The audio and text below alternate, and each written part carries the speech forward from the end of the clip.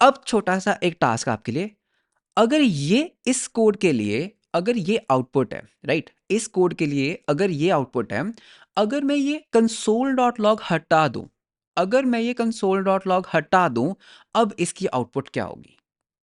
ठीक है, रन करते हैं, एंटर। ये क्या हुआ? इमीडिएट फंक्शन पहले चला और सेट टाइम आउट बाद में चला। ऐसा क्यों हुआ? मतलब पहले क्या हो रहा था, कंसोल डॉट लॉग पहले आ रहा था, टाइमर पहले आ रहा था, इमीडिएट फिर आ रहा था, एंड उसके बाद क्या हुआ, कंसोल डॉट लॉग हटाने से मेरा इमीडिएट फंक्शन पहले चलने लग गया एंड मेरा टाइमर फंक्शन बाद में चलने लगा। Hey everyone, welcome back, welcome to another exciting video. And इस वीडियो के अंदर हम देखने वाले हैं Node.js के इंटरनल वर्किंग।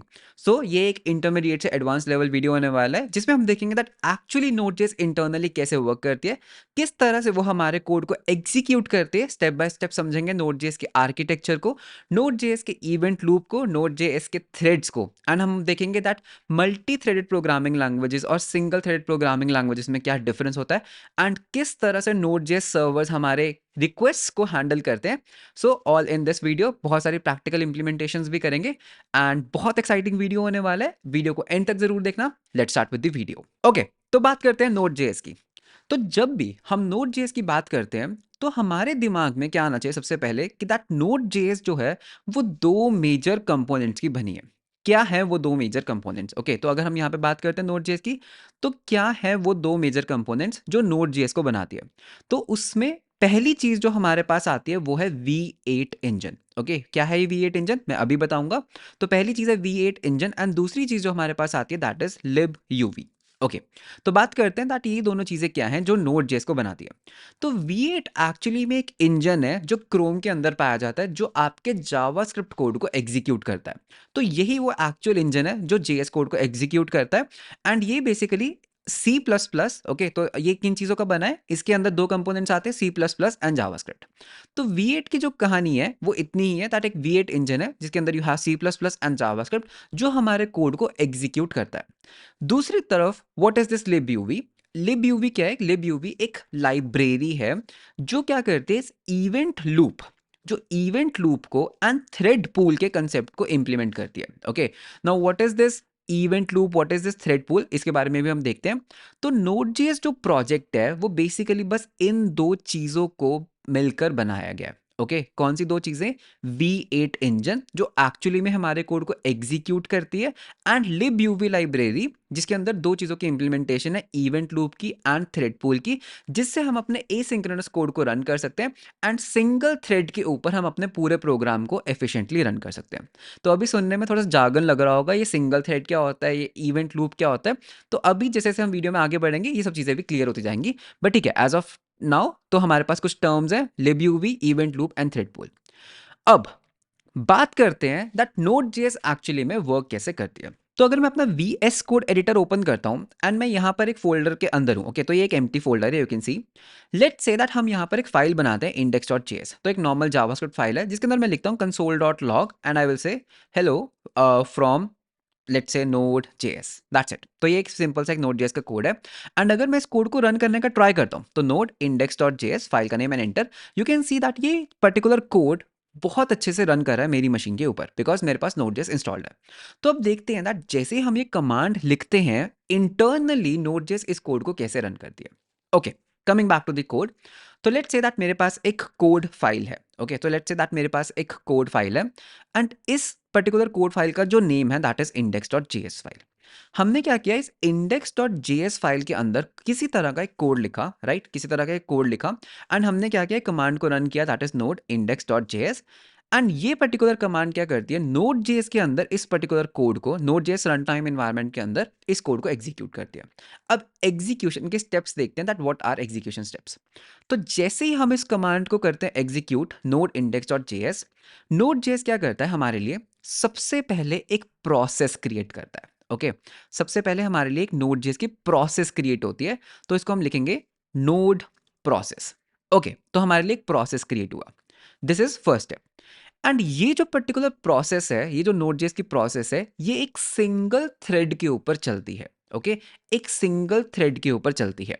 तो ये बात करते हैं दैट ये हमारे पास एक थ्रेड है एंड इसको हम बोलेंगे मेन थ्रेड। ओके, तो जो सिंगल थ्रेड, जिस थ्रेड के ऊपर हमारा actual code, main code run कर रहा है, उसको हम बोलते हैं मेन थ्रेड। ठीक है, तो ये हमारा मेन थ्रेड है एंड ये एक सिंगल थ्रेड है। इस पर्टिकुलर थ्रेड के ऊपर हमारा पूरा कोड जो है वो रन करेगा। एंड बाकी प्रोग्रामिंग लैंग्वेजेस में वो कैसे होता है वो भी हम एक सेकंड के बाद समझेंगे, लेकिन अभी हम इस पे फोकस करते हैं। ठीक है, तो जब भी हम नोड इंडेक्स और जेएस की कमांड को रन करते हैं, हमारी एक नोड प्रोसेस बनती है, हमारा एक थ्रेड बनता है। अब देखते हैं दैट इस थ्रेड के अंदर क्या क्या प्रोसेसेस, क्या क्या चीजें रन करती हैं। इस थ्रेड के अंदर जो हमारे स्टेप्स है वो कुछ इस तरह से रहते हैं दैट सबसे पहले क्या होता है, सबसे पहले हमारा जो प्रोजेक्ट है ना वो होता है इनिशियलाइज। ठीक है, तो इसके कुछ स्टेप्स होते हैं। तो सबसे पहले क्या होता है, हमारा जो प्रोजेक्ट है वो होता है इनिशियलाइज। ओके, तो हमारा प्रोजेक्ट बन गया। उसके बाद क्या होता है, हमारा जितना भी टॉप लेवल कोड होता है ना, जितना भी हमारा टॉप लेवल कोड होता है वो एग्जीक्यूट करता है। What do you mean by top level code? ठीक है, तो ये टॉप लेवल कोड क्या होता है, जो कोड हम सीधा इस स्क्रिप्ट फाइल के अंदर लिख रहे हैं, ये टॉप लेवल कोड होता है। मतलब कि वो किसी फंक्शन के अंदर नहीं है कोड, वो किसी कॉल बैक के अंदर नहीं है, टॉप लेवल के ऊपर कोड है। तो ये कंसोल डॉट लॉग क्या है, ये टॉप लेवल कोड है। अगर लेट से मेरे पास एक और कंसोल डॉट लॉग है, ये क्या है, टॉप लेवल कोड। लेट से मेरे पास एक वेरिएबल है ए जिसकी वैल्यू है 24, ये क्या है, टॉप लेवल कोड। लेकिन अगर कोई कोड किसी फंक्शन के अंदर है, उसको हम टॉप लेवल कोड नहीं कहेंगे। तो जितना भी टॉप लेवल कोड होता है, जितनी भी हमारे स्क्रिप्ट के टॉप लेवल कोड, मतलब जो स्क्रिप्ट के अंदर डायरेक्टली लिखा हुआ है, वो सब एग्जीक्यूट करता है। ओके, उसके बाद जितने भी हमारे रिक्वायर मॉड्यूल्स होते हैं वो काम करते हैं। रिक्वायर मॉड्यूल्स का क्या मतलब, रिक्वायर मॉड्यूल्स का मतलब होता है, लेट से नोड.जेएस के अंदर हम कुछ लाइब्रेरीज को, कुछ मॉड्यूल्स को इंपोर्ट कर रहे हैं। जैसे for example I can say FS is equals to require FS module, right, file system module. तो इसको क्या कहते हैं, इसको कहते हैं मॉड्यूल को रिक्वायर करना, मॉड्यूल्स को इंपोर्ट करना। तो जितने भी हमारे रिक्वायर मॉड्यूल्स होते हैं वो इस पर्टिकुलर स्टेप पे काम करते हैं एंड ये हमेशा सीक्वेंस में चलता है। पहले इनिट प्रोजेक्ट होगा, फिर टॉप लेवल कोड रन होगा, फिर रिक्वायर मॉड्यूल्स होंगे। उसके बाद क्या होगा, जितने भी हमारे कॉल बैक्स हैं, जितने भी हमारे कॉल बैक्स हैं वो रजिस्टर हो जाएंगे। ओके, तो इवेंट कॉल बैक्स हमारे होंगे रजिस्टर। तो यहाँ पे हम लिखेंगे event call back register. Okay, तो इसका क्या मतलब, दैट अगर हमारे पास कोई भी कॉल बैक्स हैं, कोई भी इवेंट के कॉल बैक्स हैं, जैसे फॉर एग्जांपल सॉकेट के इवेंट कॉल बैक्स हैं, कुछ इवेंट एमिटर हम यूज कर रहे हैं कि like server dot on request, server dot on close. तो जितने भी हमारे कॉल बैक फंक्शंस होते हैं वो सब रजिस्टर होते हैं, रन नहीं करते हैं, वो सब रजिस्टर होते हैं। कहाँ पर, इवेंट लूप के अंदर। तो वो हम बाद में बात करेंगे कैसे। ओके, तो इवेंट कॉल बैक्स होते हैं रजिस्टर। एंड फाइनली एक इवेंट लूप प्रोसेस होती है जिसको हम कर देते हैं स्टार्ट। तो यहां पर क्या हुआ, इवेंट लूप हो गई स्टार्ट। ओके, तो मतलब कि नोड इंडेक्स डॉट जीएस लिखने से क्या हुआ, हमारा प्रोजेक्ट इनिशियलाइज हुआ, टॉप लेवल कोड चला, रिक्वायर मॉड्यूल्स हुआ, इवेंट कॉल बैक्स हो गए रजिस्टर, और इवेंट लूप हमारी हो गई स्टार्ट। एंड ये सब चीजें कहां हो रही हैं, हमारे मेन थ्रेड के अंदर। साथ ही साथ हमारे लिए एक थ्रेड पूल भी अवेलेबल होता है। ओके, तो इसको हम लिखेंगे थ्रेड पूल। अब थ्रेड पूल क्या होता है, यहां पे हम लिखते हैं थ्रेड पूल। तो ये थ्रेड पूल के अंदर क्या होता है, हमारे पास थ्रेड्स होते हैं। ओके, थ्रेड्स का यूज क्या होता है, अगर किसी भी तरह का सीपीयू इंटेंसिव टास्क है, कोई ऐसा टास्क जो सीपीयू के लिए बहुत भारी है, उसके लिए हम उसको मेन थ्रेड में एग्जीक्यूट नहीं करते, हम उसको एक डिफरेंट थ्रेड के अंदर एग्जीक्यूट करते हैं। तो वो थ्रेड्स हमें कहां से मिलते हैं, हमें इस पूल से मिलते हैं। तो यहाँ पे यू कैन से दैट ये एक थ्रेड है, लेट्स से दैट ये एक थ्रेड है। ओके, ये एक अनदर थ्रेड है, हमारे पास एक और थ्रेड है, हमारे पास एक और थ्रेड है। तो अभी हमारे थ्रेड पूल के अंदर कितने थ्रेड्स हैं, 1 2 3 एंड 4। तो हमारे पास 4 थ्रेड्स हैं। मेन थ्रेड के ऊपर तो हमारा कोड चल रहा है एंड थ्रेड पूल के अंदर हमारे पास 4 थ्रेड्स हैं, जो चारों के चारों इस टाइम पे आइडली बैठे हैं। ओके, अगर कोई भी सीपीयू इंटेंसिव टास्क आएगा जो सीपीयू के लिए हैवी है, वो इन थ्रेड्स को यूटिलाइज करेगा। ठीक है, अब बात करते हैं कैसे। सीपीयू इंटेंसिव, तो यहां पे मैंने एक टर्म यूज की, सीपीयू।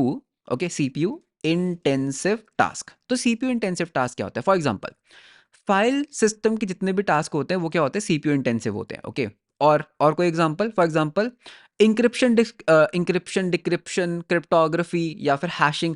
तो जितने भी क्रिप्टो रिलेटेड टास्क होते हैं वो सब क्या होते हैं, क्रिप्टो तो जितने भी क्रिप्टो रिलेटेड टास्क होते हैं वो क्या होते हैं, सीपीयू इंटेंसिव होते हैं। या फिर जितने भी कंप्रेशन, ओके फॉर एग्जांपल हम किसी फाइल को कंप्रेस करते हैं, ओके तो जितने भी कंप्रेशन रिलेटेड टास्क होते हैं वो भी सब क्या होते हैं, वो भी सब सीपीयू इंटेंसिव होते हैं। तो अगर आपके कोड के अंदर किसी भी तरह की कोई क्रिप्टोग्राफी हो रही है, कंप्रेशन हो रहा है, तो उसके लिए हम क्या यूज करेंगे, थ्रेड पूल के थ्रेड्स को यूज करेंगे। ओके तो ये होते हैं सीपीयू इंटेंसिव टास्क। तो अभी तक क्या हुआ, हमारी जो इवेंट लूप है वो हो चुकी है स्टार्ट। ठीक है, तो यहाँ पर हम एक लूप ले लेते हैं, तो यहाँ पर विजुअलाइजेशन के लिए, तो हमारी जो इवेंट लूप है वो इस पॉइंट पर हो चुकी है स्टार्ट। एंड ये इवेंट लूप क्या करेगी, स्टार्ट होते ही जितने भी हमारे कोड के सीपीयू इंटेंसिव टास्क होंगे उनको ये थ्रेड्स के पास कर देगी ऑफलोड। ओके, उनको ये कर देगी ऑफलोड। मतलब कि लेट्स से आपके कोड के अंदर कोई क्रिप्टोग्राफी हो रही है तो वो कहाँ पे होगा, थ्रेड के अंदर होगा। ओके, कोई कंप्रेशन हो रहा है तो वो कहाँ होगा, थ्रेड के अंदर होगा। एंड ये थ्रेड्स हमें कहाँ से मिलते हैं, ये थ्रेड्स हमें मिलते हैं थ्रेड पूल के अंदर से, which is good. By default जो थ्रेड पूल का साइज होता है वो होता है 4 थ्रेड्स का, and it can go up to 128 threads. Okay, तो बाय डिफॉल्ट ये 4 थ्रेड्स होते हैं and it can go up to 128 threads, and हम इसको कंट्रोल कर सकते हैं कैसे, वो भी मैं आपको बताऊंगा किस तरह से हम थ्रेड्स को कंट्रोल कर सकते हैं। तो 4 थ्रेड्स का मतलब क्या होता है, दैट हम 4 सीपीयू इंटेंसिव टास्क पैरेलली कर सकते हैं। ओके, तो ये इसका मतलब होता है। ठीक है, तो अभी तक की थोड़ी थोड़ी कहानी हमें क्लियर है। एंड इस पर्टिकुलर पॉइंट पे हुआ क्या, जितने भी सीपीयू इंटेंसिव टास्क थे वो मेरे हो चुके हैं ऑफलोड और मेरी इवेंट लूप रन कर रही है। अब देखते हैं दैट ये इवेंट लूप जो है, ये जो इवेंट लूप है ये हमारे कोड को कैसे एग्जीक्यूट करेगी। ओके, तो इवेंट, ओके इवेंट लूप हमारे कोड को कैसे एग्जीक्यूट करेगी। एंड डोंट वरी अगर ये थोड़ा सा ओवरवेलमिंग लग रहा है इस पॉइंट पे, हम इसको कोड भी करेंगे, हर चीज हम कोड से अंडरस्टैंड करेंगे, बट अभी के लिए थोड़ी सी थ्योरी को समझते हैं। ठीक है, तो इवेंट लूप हमारी जो है वो हो चुकी है स्टार्ट, एंड इस पॉइंट पे हमारी जो इवेंट लूप है वो यहाँ पर कर रही है रन। अब देखते हैं दैट ये जो इवेंट लूप है जो मेन थ्रेड पे रन करे वो हमारे कोड को किस सीक्वेंस में रीड करते हैं, किस सीक्वेंस में वो रन करती है। एट दिस पॉइंट जितना भी टॉप लेवल कोड है ना वो एग्जीक्यूट हो चुका है, तो टॉप लेवल कोड एग्जीक्यूट नहीं करेगा। अब क्या होगा, सबसे पहले इवेंट लूप देखती है क्या कोई भी एक्सपायर्ड टाइमर कॉलबैक्स हैं। ओके, एक्सपायर्ड टाइमर कॉलबैक्स, अगर किसी भी तरह के एक्सपायर्ड टाइमर कॉलबैक्स हैं तो सबसे पहले प्रायोरिटी उन्हें दी जाती है, सबसे पहले वो रन करते हैं। एक्सपायर टाइमर मतलब फॉर एग्जांपल आपके कोड के अंदर किसी तरह का सेट टाइम आउट फंक्शन है, किसी तरह का सेट इंटरवल है, तो जितने भी ऐसे टाइम आउट फंक्शंस होते हैं, जितने भी टाइमर्स एक्सपायर्ड होते हैं, इनके जो कॉल बैक फंक्शंस होते हैं सबसे पहले उनको रन किया जाता है। ठीक है, तो सबसे पहले ये चीज हुआ। Coming to the next one, उसके बाद होता है IO polling. Okay, IO polling मतलब लेट से आपने कोई फाइल सिस्टम को रीड किया, लेट से आपने किसी फाइल को रीड किया। अब फाइल को रीड करना क्या होता है, एक सीपीयू इंटेंसिव टास्क होता है, बट लेट से आप उसको एसिंक्रोनस नॉन ब्लॉकिंग वे में कर रहे हो। जब वो फाइल रीड हो जाएगी, जब उस फाइल को रीड हम कर लेंगे, उसका जो सक्सेस कॉल बैक आएगा, राइट, फाइल रीड होने के बाद जो सक्सेस कॉल बैक आता है, तो वो इस पर्टिकुलर पॉइंट ऑफ टाइम पे हमारा एग्जीक्यूट करेगा। तो इसको क्या कहते हैं, इसको कहते हैं आईओ पोलिंग। ओके, उसके बाद ठीक है, जब ये वाला स्टेप भी कंप्लीट हो जाता है, उसके बाद हमारे पास आता है समथिंग नोन एज, जितने भी हमारे सेट इमीडिएट कॉल बैक्स होते हैं वो हमारे करेंगे एग्जीक्यूट। सेट इमीडिएट बहुत ही इंटरेस्टिंग चीज है नोड जेएस के अंदर, तो इसके ऊपर भी हम अभी आएंगे। Okay, so will come back soon, तो हम यहाँ पे लिखते हैं कम बैक सून। तो अभी हम देखेंगे दैट सेट इमीडिएट क्या होता है, थ्योरी को समझते हैं फिर प्रैक्टिकली करेंगे। एंड फाइनली क्या होता है, इसके बाद हमारे जितने भी क्लोज कॉल बैक्स होते हैं, फॉर एग्जांपल सर्वर क्लोज करने का कॉल बैक, सॉकेट क्लोज करने का कॉल बैक, जितने भी हमारे क्लोज कॉल बैक्स होते हैं वो एग्जीक्यूट करते हैं। तो मतलब कि अगर हम इसके सीक्वेंस को देखते हैं, पहले एक्सपायर टाइम आउट्स आएगा। ओके, सो पहले हमारे पास आता है एक्सपायर्ड टाइम आउट्स, उसके बाद आईओ पोलिंग होता है, उसके बाद हमारे पास क्या होता है, जितने भी सेट इमीडिएट कॉल बैक्स हैं वो एग्जीक्यूट करेंगे। एंड उसके बाद सेट इमीडिएट के बाद हमारे पास क्या होगा, हमारे पास सारे क्लोज कॉल बैक्स आएंगे। एंड इसके बाद इवेंट लूप चेक करेगी, is there any pending task. Event loop check करेगी क्या कोई भी टास्क पेंडिंग है, एनीथिंग पेंडिंग। अगर तो पेंडिंग नहीं है, नो, तो उस केस में हम क्या कर देंगे, हम अपने प्रोग्राम को कर जाएंगे एग्जिट। कुछ भी काम पेंडिंग नहीं है तो एग्जिट कर जाओ, राइट। तो नो के केस में हम करेंगे एग्जिट। और अगर पेंडिंग है, ओके, तो यहां पे हम लिखते हैं अगर पेंडिंग है, तो हमारी इवेंट लूप वापस से ऊपर से शुरू हो जाएगी, तो वो वापस से स्टार्ट करेगी, वापस से एक्सपायर टाइम आउट्स को देखेगी, आईओ पोलिंग करेगी, सेट इमीडिएट फंक्शंस को कॉल करेगी, क्लोज कॉल बैक्स को रन करेगी, एंड फिर वापस से ये प्रोसेस होता जाएगा रिपीट। तो ये है पूरी वर्किंग हमारे नोड जेएस की। ओके, अब हमें पता है टॉप लेवल कोड क्या होता है अभी एट दिस पॉइंट, हमें पता है रिक्वायर मॉड्यूल्स कैसे काम कर रहे हैं, कुछ कुछ हमें इवेंट लूप के बारे में पता है दैट इवेंट लूप एग्जीक्यूट कर रही है, ठीक है। हमें थोड़ा थोड़ा थ्रेड पूल के बारे में पता है कि एक ऐसा पूल होता है जहां पे सारे थ्रेड्स रहते हैं, एंड थ्रेड्स क्यों यूज होते हैं, सीपीयू इंटेंसिव टास्क को परफॉर्म करने के लिए। एंड हमें पता है दैट इवेंट लूप स्टार्ट होने के बाद कैसे कैसे काम करती है, तो टाइमर कॉल बैक्स आते हैं, आईओ पोलिंग आता है, सेट इमीडिएट आता है, क्लोज कॉल बैक्स आता है, एंड उसके बाद वो रिपीट करती है। अब यहाँ पर कुछ इंटरेस्टिंग चीज देखते हैं, ठीक है। यहाँ पर अब हम करते हैं कुछ इंटरेस्टिंग चीज, वापस आते हैं अपने कोड में। लेट से मैं यहाँ पर एक छोटा सा कोड लिखता हूँ, ठीक है। मैं यहाँ पे एक छोटा सा कोड लिखूंगा दैट लेट से मैंने एफ एस मॉड्यूल को कर लिया पहले, तो require, so const F S is equals to require F S, ठीक है, कूल। मैं यहाँ पर क्या करूंगा, मैं यहाँ पर एक सेट टाइम आउट फंक्शन का यूज करूंगा, okay, set time out, and मैं यहाँ पर बोलूंगा console dot log hello from timer 1, okay, and इसको मैं टाइम आउट दूंगा 0, ओके, 0 मिली सेकेंड्स का, कूल। उसके बाद मैं क्या करूंगा, मैं यहाँ पर लिखूंगा कंसोल डॉट लॉग, एंड मैं यहाँ पर लिखूंगा hello from top level code. अगर मैं इस कोड को एग्जीक्यूट करता हूं, व्हाट अकॉर्डिंग टू यू इसकी आउटपुट होनी चाहिए, ओके, थोड़ा टाइम दो, देखो दैट इसमें ये कैसे रन करेगा, ठीक है। इस आर्किटेक्चर को दिमाग में रखना, इस आर्किटेक्चर को देखते हुए ये कोड हमारा कैसे कैसे एग्जीक्यूट करेगा। तो एक काम करता हूं, मैं यहाँ पे नोट पर्पस के लिए मैं यहाँ पर एक कोड ब्लॉक डाल देता हूँ, एंड ये हमारा वो कोड है, राइट, जो मैंने अभी लिखा। तो you have to tell the output of this particular code, ठीक है। तो अगर मैं इसके अकॉर्डिंग देखूं, हमारे आर्किटेक्चर के अकॉर्डिंग, तो जब हम इस कोड को रन करेंगे, ओके, तो मैं यहाँ पे थोड़े से स्पेसिंग दे देता हूँ। तो what you will see is that सबसे पहले क्या होना चाहिए, टॉप लेवल कोड एग्जीक्यूट करना चाहिए। तो टॉप लेवल कोड क्या क्या आता है, एक तो ये टॉप लेवल कोड है, ये टॉप लेवल कोड है, और टाइमर को स्टार्ट करना एक टॉप लेवल कोड है। ये कोड तो एक कॉल बैक है, राइट, ये तो एक कॉल बैक है, टाइमर को स्टार्ट करना एक तरह का टॉप लेवल कोड है, ठीक है। तो यानी कि रिक्वायर मॉड्यूल होगा, ठीक है, तो रिक्वायर में एफ एस हमारा रिक्वायर हो जाएगा, इवेंट कॉल बैक्स रजिस्टर होंगे जो इस केस में नहीं है कोई भी, एंड टॉप लेवल कोड के हमारा ये पर्टिकुलर कोड एग्जीक्यूट कर जाएगा। तो मतलब कि एट दिस पॉइंट क्या हुआ, टाइमर भी चल रहा है और कंसोल डॉट लॉग एग्जीक्यूट कर जाएगा hello from top level code. तो मतलब कि टाइमर बैकग्राउंड में चल रहा है and hello from top level code हमारा कंसोल पे लॉग हो जाएगा। तो दिस इज फर्स्ट आउटपुट। तो पहली आउटपुट मेरे अकॉर्डिंग क्या बनती है, दैट पहले हमारे पास आएगा हेलो, ओके, तो हमारे पास आएगा hello from top level code, ठीक है। उसके बाद क्या होगा, जब ये सारा प्रोसेस खत्म हो गया, हमारी इवेंट लूप हो जाएगी स्टार्ट, ठीक है। जब इवेंट लूप स्टार्ट होगी, सबसे पहले वो देखेगी क्या कोई भी एक्सपायर्ड टाइमर है। क्या आपको लगता है दैट इस कोड में कोई एक्सपायर टाइमर है? यस, ये सेट टाइम आउट का जो मिली सेकेंड था वो था 0, मतलब कि ये एक्सपायर हो चुका है। एंड इसका जो ये कॉल बैक है ना, इसका जो ये कॉल बैक है ये है हमारे पास, ओके, ये रेडी है रन होने को। तो ये चेक करेगी क्या कोई भी एक्सपायर्ड टाइमर कॉल बैक है तो उसको एग्जीक्यूट करो। तो यानी कि ये particular line of code execute करेगी, that is console dot log hello from timer 1। तो मतलब कि इसके बाद हमारा क्या आएगा, इसके बाद हमारी आउटपुट आएगी हेलो फ्रॉम टाइमर 1, ठीक है। तो ये हमारी आउटपुट हो गई। उसके बाद क्या हमारे पास किसी भी तरह का कोई फाइल सिस्टम का काम हो रहा है? नहीं हो रहा है। क्या हमारे पास कोई सेट इमीडिएट कॉल बैक्स है? नहीं है। क्या हमारे पास कोई क्लोज कॉल बैक्स है? नहीं है। क्या कोई भी टास्क पेंडिंग है? नहीं है। तो इसका मतलब एग्जिट कर जाओ, एंड उसके बाद क्या होगा, हमारा जो प्रोग्राम है वो यहाँ पर एग्जिट हो जाएगा। तो मेरे अकॉर्डिंग तो ये आउटपुट होनी चाहिए इस आर्किटेक्चर के अकॉर्डिंग। ट्राई करते हैं। तो अगर मैं यहाँ पे करता हूँ node index dot JS and enter, तो पहले हमें मिलता है hello from top level code, and उसके बाद हमें टाइमर का कोड मिलता है हेलो फ्रॉम टाइमर 1। एंड अब आपको पता है दैट एक्चुअली में ये कोड मेन थ्रेड में रन किया, एंड ये पर्टिकुलर जो सेकेंड लाइन है वो हमारी इवेंट लूप के अंदर रन की। तो दैट इज वाई हेलो हमारे पास पहले आया और टाइमर हमारे पास बाद में आया, ठीक है। यहां तक सब कुछ बहुत ईजी लग रहा होगा, ठीक है।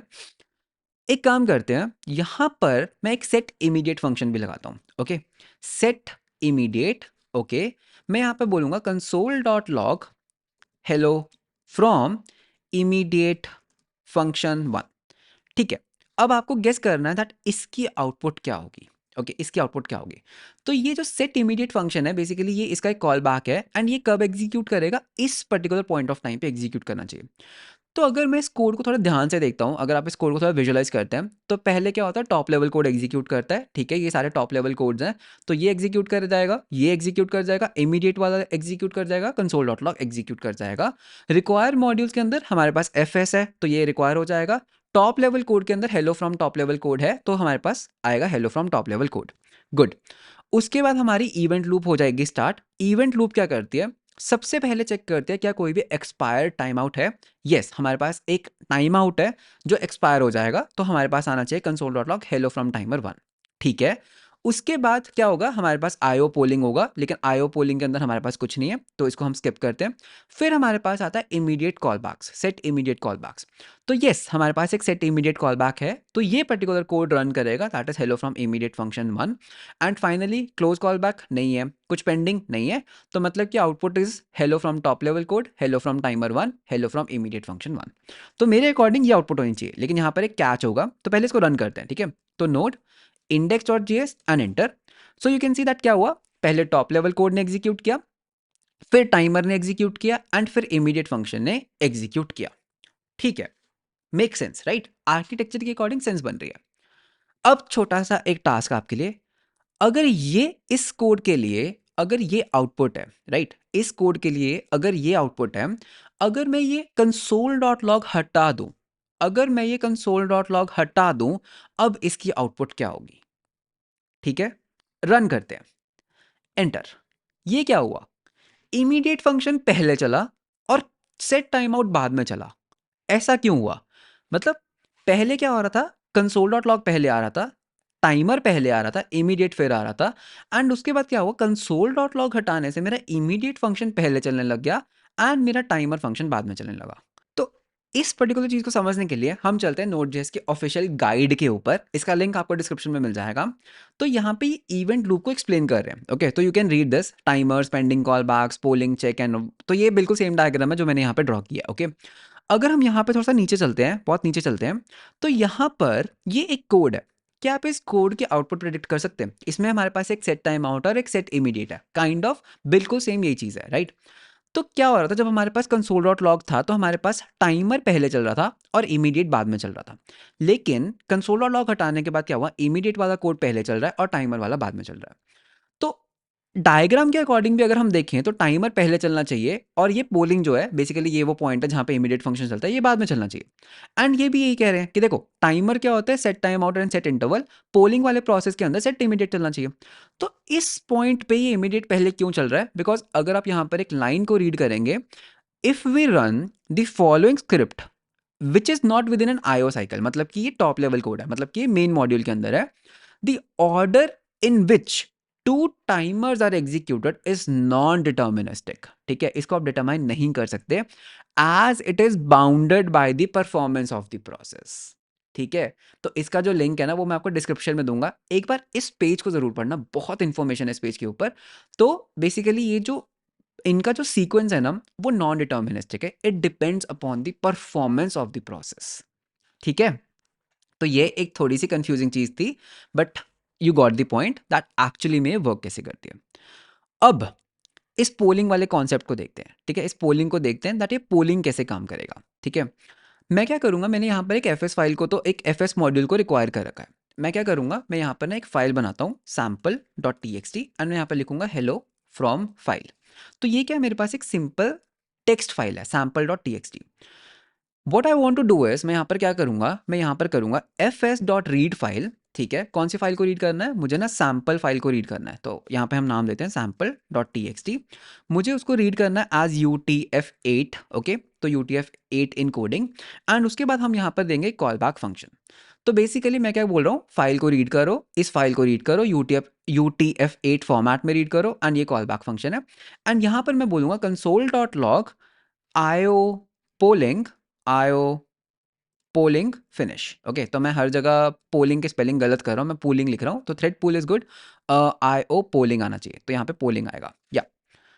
ओके, कमिंग बैक, तो यहाँ पर एंड यहाँ पर एक और कंसोल डॉट लॉग ऐड करते हैं, कंसोल डॉट लॉग, एंड यहाँ पर मैं बोलूँगा hello from top level code. ठीक है, अब बताओ दैट इसकी आउटपुट क्या होगी। ठीक है, अब बताओ दैट इसकी आउटपुट क्या होने वाली है, तो मैं थोड़ा फंक्शन इसको जूम आउट कर देता हूँ। तो ये है हमारा पूरा कोड। तो सबसे पहले क्या होगा, जैसे मैं नोड इंडेक्स और जेएस करूंगा, टॉप लेवल कोड एग्जीक्यूट करेगा। टॉप लेवल कोड क्या है, फाइल रीडिंग शुड स्टार्ट। ठीक है, सेट टाइम आउट स्टार्ट होगा, सेट इमीडिएट स्टार्ट होगा, फाइल रीडिंग स्टार्ट होगी, एंड कंसोल डॉट लॉग, तो मतलब कि सबसे पहले आना चाहिए console dot log hello from top level code. इसके बाद क्या होगा, इवेंट लूप मेरी हो जाएगी स्टार्ट। इवेंट लूप के अंदर पहले वो चेक करेगा क्या कोई भी एक्सपायर्ड टाइमर है, तो येस हमारे पास ये वाला टाइमर हो चुका होगा एक्सपायर, तो हमारे पास आएगा हेलो फ्रॉम टाइमर 1। उसके बाद वो करेगा IO polling, right, IO polling. लेकिन लेकिन फाइल सिस्टम को रीड करने में टाइम लग सकता है, राइट, तो आई एम नॉट श्योर, ठीक है, तो यहाँ पे हम श्योर नहीं हो सकते क्या ये फिनिश हुआ या नहीं, बिकॉज हो सकता है ना यार ये फाइल बहुत ज़्यादा एक्सपेंसिव हो सकता है ये फाइल 1 GB की हो, तो इसको रीड करने में टाइम लग भी सकता है, नहीं भी। तो ये पर्टिकुलर कॉल बैक डिपेंड करता है फाइल के साइज़ के ऊपर, ठीक है। तो लेट्स से ये फाइल को रीड करने में टाइम लग रहा है, तो उतने में क्या होगा, ये आगे चला जाएगा, तो ये आगे चला जाएगा, set immediate callbacks run कर जाएंगे, तो हेलो फ्रॉम इमीडिएट फंक्शन 1। उसके बाद क्या होगा, ये जाएगा क्लोज कॉल बैक्स जो कोई नहीं है, फिर ये देखेगा क्या कोई भी टास्क पेंडिंग है, यस टास्क पेंडिंग है, हमारी फाइल अभी भी रीड हो रही है, ये वापस ऊपर जाएगा, ये देखेगा क्या कोई एक्सपायर्ड कॉल बैक है, ठीक है, इस पॉइंट पे नहीं है, राइट, कोई भी कॉल बैक नहीं होगा। IO पोलिंग करेगा, लेट से इस पर्टिकुलर पॉइंट पे हमारी जो फाइल है वो रीड हो चुकी है, एंड उसके जो कॉल बैक फंक्शन है उसको ये एग्जीक्यूट कर देगा, ठीक है। तो यहाँ पे करते हैं node index dot JS and enter. चलो आउटपुट को देखते हैं, तो hello from top level code, ठीक है, टॉप लेवल कोड का हेलो आया, टाइमर 1 चला, ठीक है, ये हमारा आ गया टाइमर 1, यहाँ से इवेंट लूप स्टार्ट हुआ, इवेंट लूप स्टार्ट हुआ timer 1, immediate function timer 1, IO polling finish, तो ये हमारा इस कोड का है सीक्वेंस, ठीक है, बहुत बढ़िया। चीजें थोड़ा थोड़ा सेंस बना रही हैं, है ना, थोड़ा थोड़ा चीजें सेंस बना रही हैं एज पर दिस डायग्राम। थोड़ा सा इसको और कॉम्प्लिकेट करते हैं, थोड़ा सा और अंडरस्टैंड करते हैं, मजा नहीं आ रहा है, ठीक है। यहां पर मैं एक सेट टाइम आउट लगाऊंगा, कॉल बैक के अंदर एक सेट टाइम आउट लगाऊंगा, दैट ये बोलेगा console dot log hello, okay, तो हम यहाँ पे बोलेंगे हेलो फ्रॉम टाइमर 2, एंड इसको भी हम देंगे 0, ठीक है। उसके बाद मैं यहाँ पर क्या करूँगा, एक और टाइम आउट लगाते हैं जिसको हम 10 सेकंड्स का टाइम देंगे, या फिर इसको 5 सेकंड्स का टाइम देते हैं, एंड इसको बोलेंगे टाइमर 3। अब देखते हैं दैट इसकी आउटपुट क्या होने वाली है, ठीक है। तो जैसे ही हम बोलेंगे node index dot JS top level code execute करना स्टार्ट करो, टॉप लेवल कोड क्या है, top level code set time out है, सेट इमीडिएट है, रीड फाइल को स्टार्ट करना है, एंड कंसोल डॉट लॉग। अब क्या होगा, इन सब के तो कॉल बैक्स हैं, तो ये कंसोल डॉट लॉग्स तो नहीं चलेंगे, तो हमारे पास क्या आएगा, hello from top level code 1। उसके बाद क्या होगा, इवेंट लूप स्टार्ट होगी, इवेंट लूप स्टार्ट हुई, सबसे पहले वो क्या देखती है, सेट टाइम आउट, क्या कोई टाइमर है जो एक्सपायर हुआ, ये वाला टाइमर हो चुका है मेरा एक्सपायर, तो यहाँ पे आएगा हेलो फ्रॉम टाइमर 1। उसके बाद क्या होगा, लेट से IO पोलिंग होगा, लेकिन अभी भी हमारी जो फाइल है वो रीड हो रही है, तो उसको हम कर देंगे स्किप, राइट, तो फाइल जो है अभी भी रीड हो रही है। फिर आएगा सेट इमीडिएट, तो सेट इमीडिएट में हमारे पास ये वाला कोड हमारे पास एग्जीक्यूट करेगा, hello from immediate function 1, cool, and let से उसके बाद वो देखेगा क्लोज कॉल बैक कोई भी नहीं है, कोई कुछ पेंडिंग है, यस अभी भी हमारी फाइल रीड हो रही है। चलो वापस ऊपर, एक्सपायर टाइमर, कोई भी एक्सपायर टाइमर नहीं है, IO पोलिंग, लेट से यहाँ पर हमारे पास हो चुकी है फिनिश, हमारी फाइल हो चुकी है रीड। जैसे ही ये इस कॉल बैक फंक्शन में आएगा, ये क्या करेगा, कंसोल डॉट लॉग करेगा IO पोलिंग फिनिश, और ये इन दो टाइमर्स को वापस से कर देगा स्टार्ट। टाइमर्स क्या हो चुके हैं, स्टार्ट हो चुके हैं, ये 0 के लिए और ये 5 सेकंड्स के लिए, ठीक है।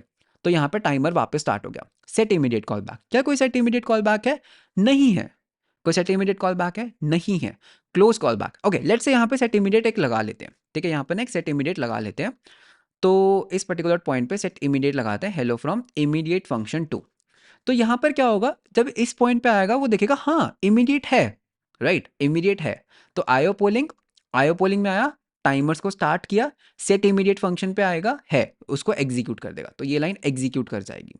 फिर क्लोज कॉल बैक्स नहीं है, कोई टास्क पेंडिंग है, यस पेंडिंग है, कौन से 2 टास्क पेंडिंग है, अरे ये दोनों तो चल ही रहे हैं ना, ये दोनों चल रहे हैं। फिर वो वापस ऊपर जाएगा, एक्सपायर टाइमर, क्या कोई एक्सपायर टाइमर है, ये वाला टाइमर हो जाएगा एक्सपायर, बिकॉज ये 0 मिली सेकेंड्स का था, तो ये लाइन रन करेगी। फिर वो क्या करेगा, वो आगे जाएगा, कुछ नहीं है, कुछ नहीं है, कुछ नहीं है, कुछ नहीं है, एंड लेट्स से इस पर्टिकुलर पॉइंट ऑफ टाइम पे 5 सेकंड हो चुके हैं कंप्लीट, मतलब कि ये वाला टाइमर भी हो चुका है एक्सपायर। जब वो वापस ऊपर जाएगा 5 सेकंड्स के बाद, एक्सपायर टाइमर, यस, इस कोड को वो करेगा एग्जीक्यूट, वापस से इन स्टेप्स को करेगा एग्जीक्यूट, कुछ पेंडिंग है, नहीं है, एंड फाइनली एग्जिट। तो इस तरह से ये कोड करेगा एग्जीक्यूट। रन करके देखते हैं, तो node index dot JS and enter, hello from top level code, सबसे पहले आया ये, फिर हमारे पास आया hello from timer 1, that means this one, ठीक है, इवेंट लूप के अंदर। फिर हमारे पास आता है इमीडिएट फंक्शन 1, ये वाला। फिर हमारे पास आता है IO पोलिंग फिनिश। जैसे ही आईओ पोलिंग फिनिश हुआ, इसने इन 2 टाइमर्स को स्टार्ट कर दिया, लेकिन नेक्स्ट बारी किसकी थी? इमीडिएट की। नेक्स्ट प्रायोरिटी किसकी थी? इमीडिएट की। सो यू कैन सी जैसे ही आईओ पोलिंग हमारा फिनिश होता है, ओके, आईओ पोलिंग हमारा फिनिश होता है, हमारे पास क्या आता है? इमीडिएट वाला। हमारे पास इमीडिएट वाला फंक्शन रन कर जाता है। हमारे पास ये रन नहीं करता, इमीडिएट रन करता है। क्यों? बिकॉज भाई आईओ पोलिंग के बाद सेट इमीडिएट की बारी है। फिर ये क्या करता है? वापस ऊपर जाता है, ठीक है, हमारी जो इवेंट लूप है वापस से घूम रही है, तो कोई एक्सपायर्ड कॉल बैक, ये वाला कॉल बैक हो जाता है एक्सपायर, सॉरी 2 वाला एक्सपायर हो जाएगा, तो 2 आएगा, 5 सेकंड्स के बाद हमारे पास आएगा 3, एंड फाइनली हमारी इवेंट लूप कर जाएगी एग्जिट। वो तो इस तरह से हमारा जो नोड जेएस का कोड है वो करता है वर्क। ठीक है पीयूष, बहुत बढ़िया। लेकिन हमने ना इन थ्रेड पूल्स की तो बात ही नहीं की। हमने इन थ्रेड पूल्स की तो बात ही नहीं की।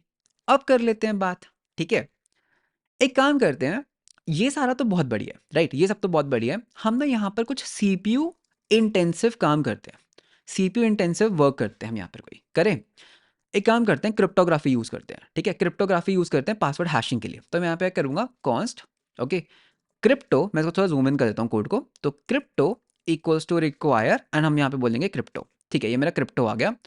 तो यहाँ पर मैं क्या कर सकता हूँ? मैं क्रिप्टो मॉड्यूल को यूज़ करके ना हैशिंग कर सकता हूँ। तो यहाँ पे सर्च करते हैं क्रिप्टो हैशिंग, ओके, तो एंटर, तो आपको मिलेगा क्रिप्टो हैशिंग नोड जेएस, ठीक है। तो बेसिकली ये क्या है? एक बिल्ट इन मॉड्यूल है, ओके, बिल्ट इन मॉड्यूल।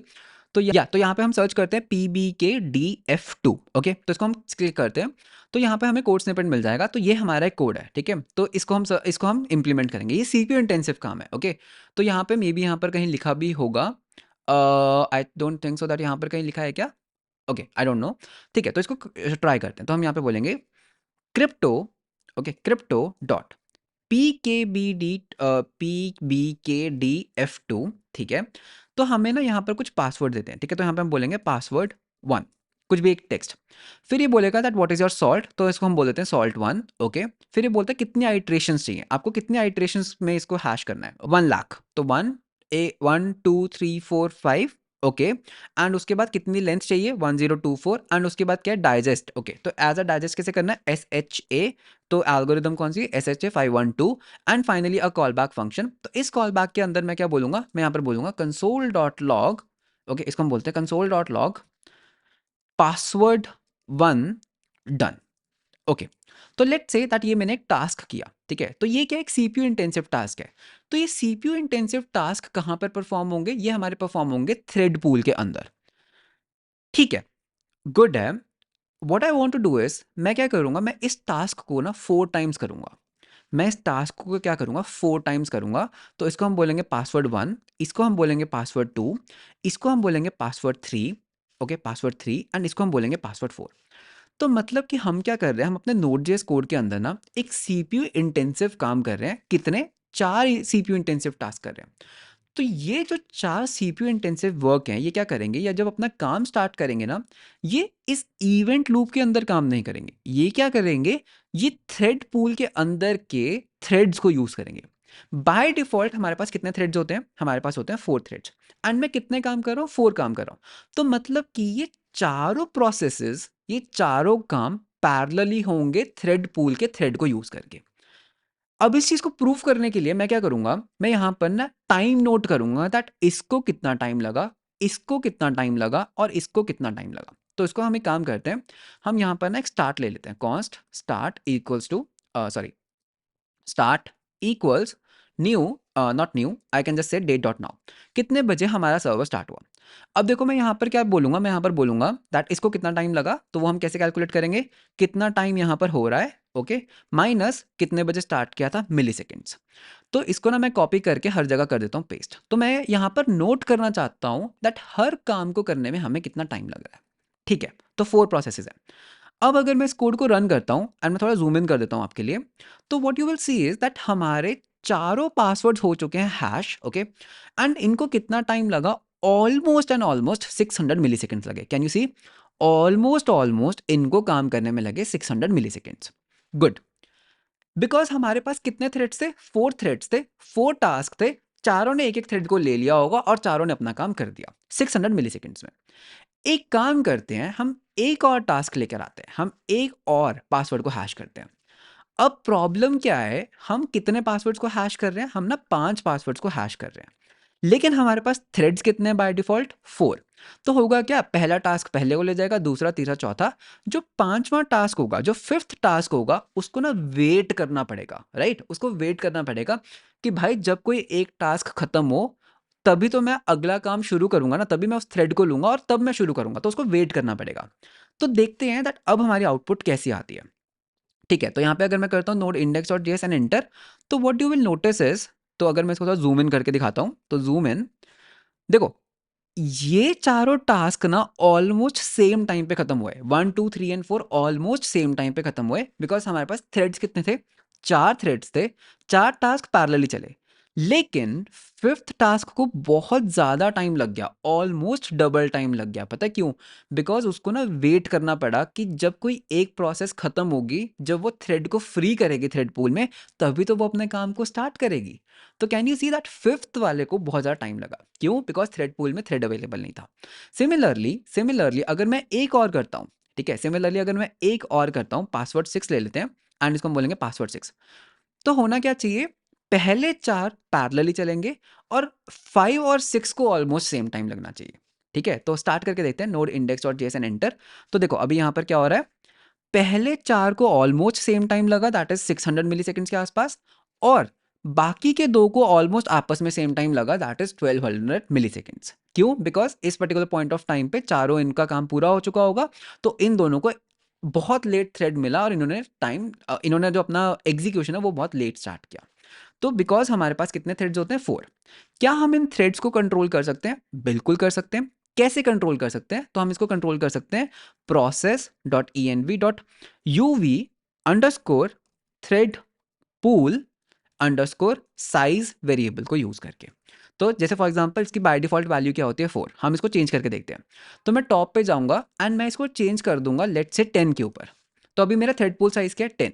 तो मतलब कि 10 थ्रेड्स हैं मेरे पूल के अंदर, 10 टास्क पैरेलली चल सकते हैं। अब रन करते हैं, ठीक है, अब इस कोड को रन करते हैं। तो node index dot JS and enter. तो अब देखते हैं क्या होता है। कैन यू सी दैट 6 के 6 पासवर्ड्स ऑलमोस्ट सेम टाइम पे एग्जीक्यूट हुए? Can you see? बिकॉज अभी क्या है, मेरे थ्रेड पूल का जो साइज है वो इंक्रीज हो चुका है। अच्छा, व्हाट इफ अगर मैं इनको 2 कर दूं, व्हाट इफ अगर मैं इसको 2 कर दूं, अब क्या होगा? अब मैंने थ्रेड पूल का साइज कर दिया 2। ठीक है, रन करके देखते हैं। तो नोड इंडेक्स डॉट जेएस, सी, पहले 2 को ऑलमोस्ट सेम टाइम लगा, अगले 2 को ऑलमोस्ट सेम टाइम लगा, और फिर अगले 2 को ऑलमोस्ट सेम टाइम लगा, बिकॉज मैंने थ्रेड पूल का साइज कर दिया 2। एंड अगर मैं इसको 1 करता हूँ तो हर एक को ही बहुत ज़्यादा टाइम लगेगा, बिकॉज अब आपके पास सिर्फ एक ही थ्रेड अवेलेबल है थ्रेड पूल के अंदर and result is in front of you. ठीक है, तो बहुत बढ़िया। तो थ्रेड्स का भी काम समझ आ गया। अब बात करते हैं दैट नोड जेएस बाकी प्रोग्रामिंग लैंग्वेजेस को जो मल्टी थ्रेडेड होती हैं उनसे कैसे डिफरेंट है।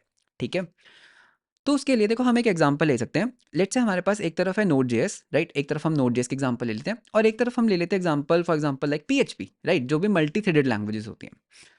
तो नोड जेएस कैसे काम करती है? नोड जेएस के पास क्या होगा, अगर एक वेब सर्वर है, बेसिकली हमारे पास यूजर्स आएंगे, राइट, हमारे यूजर्स आएंगे हमारे सर्वर के ऊपर, तो ये यूजर्स हैं।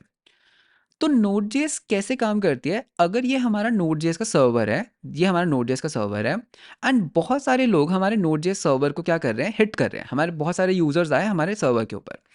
तो नोड जेएस अपने इवेंट लूप का जो कंसेप्ट है, राइट, जो इसका इवेंट लूप का कंसेप्ट है, जो सिंगल थ्रेड के ऊपर रन कर रही है, ये सारी रिक्वेस्ट को बेसिकली इसी के ऊपर रन करेगी, राइट, इसी के ऊपर रिजॉल्व करने का ट्राई करेगी। तो सारी रिक्वेस्ट क्या यूज कर रही है? एक सिंगल इवेंट लूप यूज कर रही है, जो सिंगल थ्रेड के ऊपर रन कर रहा है, सिंगल थ्रेड के ऊपर, इसको मेन थ्रेड भी कहते हैं। ओके, लेकिन अगर कोई सीपीयू इंटेंसिव टास्क है, अगर कोई सीपीयू इंटेंसिव टास्क है, तो उस केस में हमारे पास मल्टी थ्रेड्स अवेलेबल हैं। ऐसा नहीं है कि अवेलेबल ही नहीं है, हमारे पास अवेलेबल है, हमारे पास थ्रेड पूल अवेलेबल है जिसका साइज हम कंट्रोल करते हैं। तो बाय डिफॉल्ट तो सारे रिक्वेस्ट ये इवेंट लूप ही अपने आप रिजॉल्व कर देगी, लेकिन अगर कोई एक्सपेंसिव टास्क आता है तो ये उस चीज को ऑफलोड कर सकती है। एंड थ्रेड पूल का साइज भी कौन कंट्रोल करता है? मैं ही तो कंट्रोल करता हूँ। तो मतलब कि एक तरह की हाइब्रिड अप्रोच है, दैट ठीक है, जितनी भी रिक्वेस्ट आएंगे हम उसको सिंगल थ्रेड पे रिजॉल्व करेंगे, लेकिन अगर उस थ्रेड के अंदर, अगर उस रिक्वेस्ट के अंदर कोई सीपीयू इंटेंसिव कोड है, तो उसको हम थ्रेड पूल के ऊपर ऑफलोड कर सकते हैं, मेकिंग इट मोर एफिशिएंट। ठीक है, लेकिन लैंग्वेजेस लाइक पीएचपी, तो पीएचपी कैसे करती है? देखो, पीएचपी जैसी लैंग्वेजेस के अंदर ना कोई भी इवेंट लूप का कंसेप्ट नहीं होता, राइट। तो इसके अंदर कोई भी इवेंट लूप का कंसेप्ट नहीं है एंड ये सिंगल थ्रेडेड लैंग्वेजेस नहीं है, राइट। तो ये क्या करती हैं, अगर मैं इसको रिमूव करता हूँ, हर रिक्वेस्ट के लिए, ये हर रिक्वेस्ट के लिए एक थ्रेड बनाती है। हर रिक्वेस्ट एक थ्रेड से रिजॉल्व होता है, हर रिक्वेस्ट के लिए एक थ्रेड बनता है, okay. And there is a strong possibility that at one particular point, at one particular time, all threads are busy, all threads are busy। तो उससे क्या होगा, जितने भी यूजर्स और आएंगे हमारे सर्वर के ऊपर, उनको वेट करना पड़ेगा। याद है जैसे ये हमारा क्रिप्टो वाला वेट कर रहा था, तो उनको वेट करना पड़ेगा कि जब कोई थ्रेड फ्री होगा तभी हम अपनी रिक्वेस्ट को रिजॉल्व कर पाएंगे। लेकिन नोड.जेएस एक थोड़ा सा एफिशिएंट अप्रोच लेती है कि बाय डिफॉल्ट वो सिंगल थ्रेड के ऊपर रन करती है, जो उसकी इवेंट लूप है, तो वो फटाफट रिक्वेस्ट को रिजॉल्व कर लेती है। बट ठीक है, अगर कोई ब्लॉकिंग रिक्वेस्ट आती है, अगर कोई सीपीयू इंटेंसिव काम आता है, तो उस केस में हमारे पास थ्रेड पूल अवेलेबल है। लेकिन लेट्स से अगर आपके पास कोई सीपीयू इंटेंसिव टास्क ही नहीं है, आपके पास सिंपल रेस्ट सर्वर है, तो उस केस में सिंगल थ्रेड के ऊपर आप अपना पूरा काम कंप्लीट कर सकते हो, मेकिंग इट मोर एफिशिएंट। तो इससे हमें क्या पता लगता है दैट अगर आप एक एपीआई सर्वर बना रहे हो, जैसे रेस्टफुल एपीआईज बना रहे हो, तो उसके लिए Node.js is the best option. लेकिन अगर आपको कोई ऐसा वेब सर्वर बनाना है, कोई सर्वर बनाना है जिसमें आपके पास सीपीयू इंटेंसिव काम है, राइट, सीपीयू इंटेंसिव काम है, तो उसके लिए आपको कुछ मल्टी थ्रेडेड लैंग्वेज का यूज करना चाहिए। तो जब भी आप एक बैकएंड डेवलपर की बात करते हैं, तो बेसिकली आप एक हाइब्रिड अप्रोच ले सकते हैं। आप मल्टीपल माइक्रो सर्विसेज रख सकते हैं, दैट जितनी भी रेस्ट एपीआईज है वो Node.js के सर्वर्स हैंडल करेंगे, और जितने भी सीपीयू इंटेंसिव काम है आप उसको क्या कर सकते हो, डेलीगेट कर सकते हो किसी और प्रोग्रामिंग लैंग्वेज में जो मल्टी थ्रेड्स का यूज करती हो। एंड दैट इज हाउ हमारी जो Node.js है वो स्टैंड आउट करती है बाकी प्रोग्रामिंग लैंग्वेजेस से। Node.js प्रोग्रामिंग लैंग्वेज नहीं है, रन टाइम एनवायरनमेंट है, बट ठीक है, उसका आप आर्किटेक्चर समझ गए दैट किस तरह से वो वर्क कर रही है, किस तरह से वो जावास्क्रिप्ट को रन कर रही है। एंड ये जो लिंक्स है ना, ये जो गाइड्स हैं, ये बहुत प्यारे गाइड्स हैं, इसमें बहुत इन्फॉर्मेशन है। तो इसका जो लिंक है वो भी मैं आपको डिस्क्रिप्शन में दे दूंगा। एंड यहाँ पर एक और चीज़ थी जो हमने मिस आउट की, प्रोमिस के बारे में, दैट प्रोमिस कब एग्जीक्यूट करते हैं।